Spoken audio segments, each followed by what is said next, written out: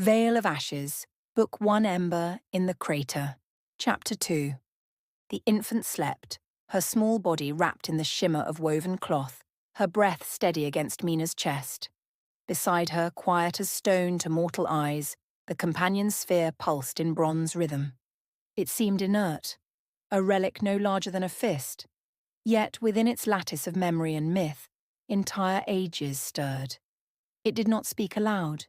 It had no voice of sound, no tongue for the air. Instead, it reached into the dreams of the child, weaving impressions like song through the fabric of sleep. The words were not words, but resonances. Warmth became safety, sorrow became shadow, memory became light. What others would never hear, the child felt as story. So it began to recount. The long night after Tekonia. When the spires of bronze were ash, when the Black Fleet was gone, when the songs of kings and queens were silenced in fire, the galaxy fell into mourning. A crown that had bound 80% of the stars was shattered. Worlds once united drifted into solitude. Armies rose without order. Kings declared dominion where there was none to grant. And the spiral arms burned with petty wars. The sphere did not show the infant her mother's sacrifice. It did not pour that grief into her mind. Instead, it carried her gently through the silence that followed, the long, unbroken night where no empire stood above the others, and the Milky Way was left to fracture. She felt it as coldness, as 1,000 small fires burning alone in darkness, none bright enough to warm the whole.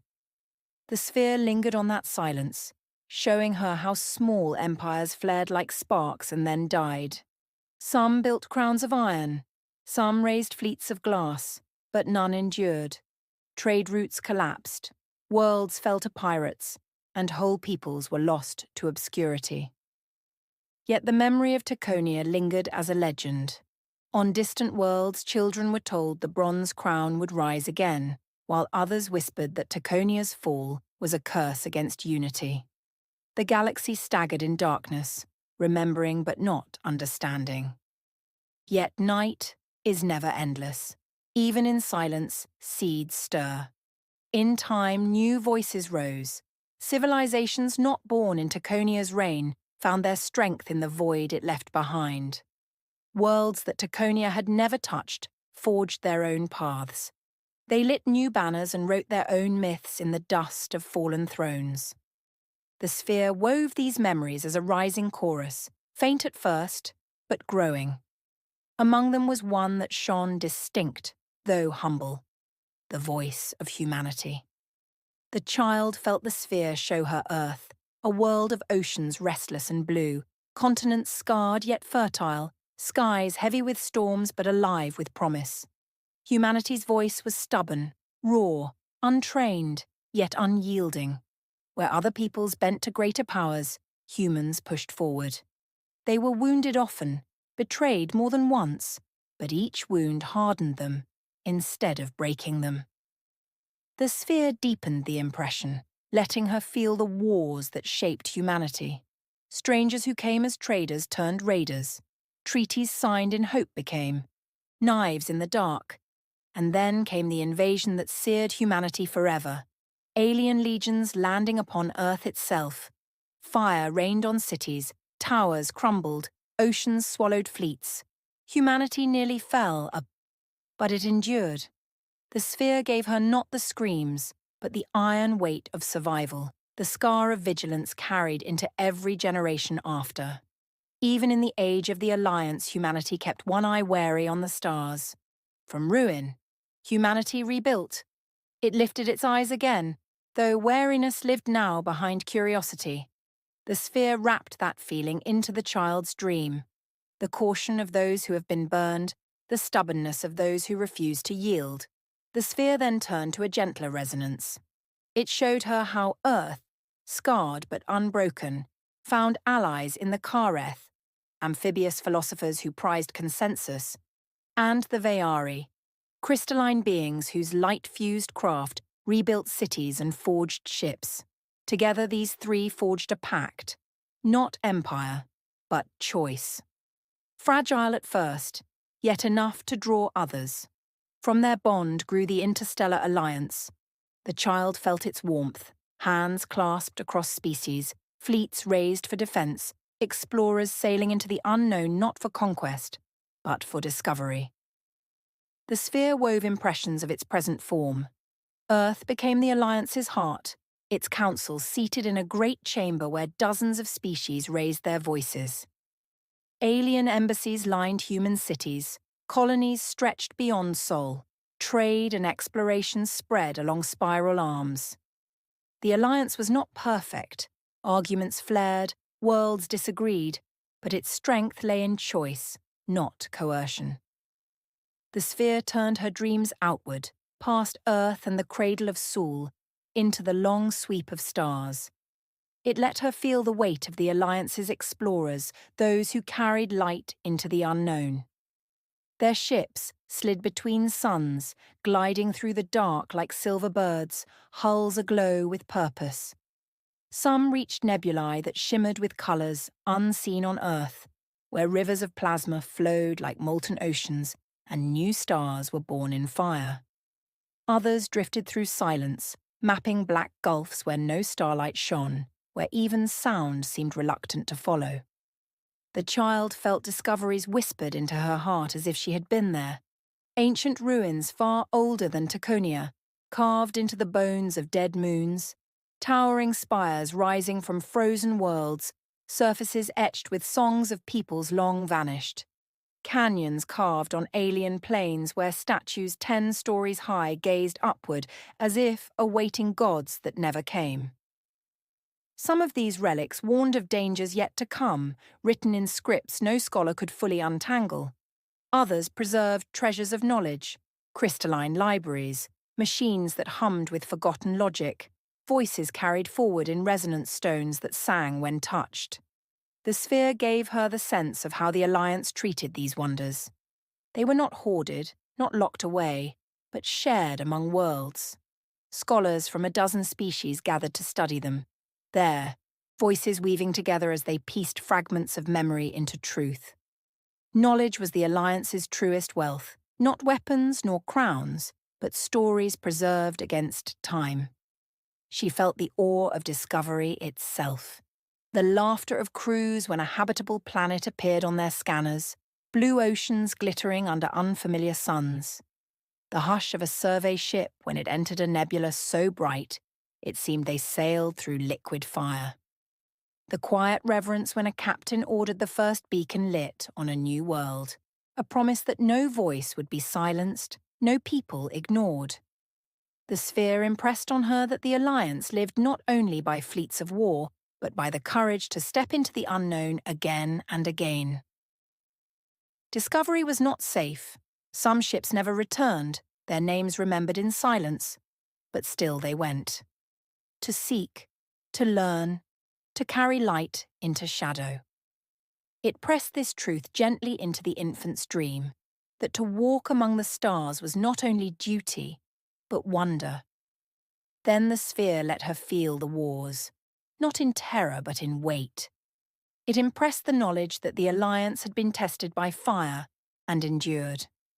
Ships scarred in battle still sailed. Worlds once invaded now flew the banner of choice. Humanity and its allies had lost many, but had never yielded. The sphere gave her images of the fleet. Great ships, silver and strong, their hulls shimmering as they left the dry docks. Crews of many species walking the same corridors, learning the same duty.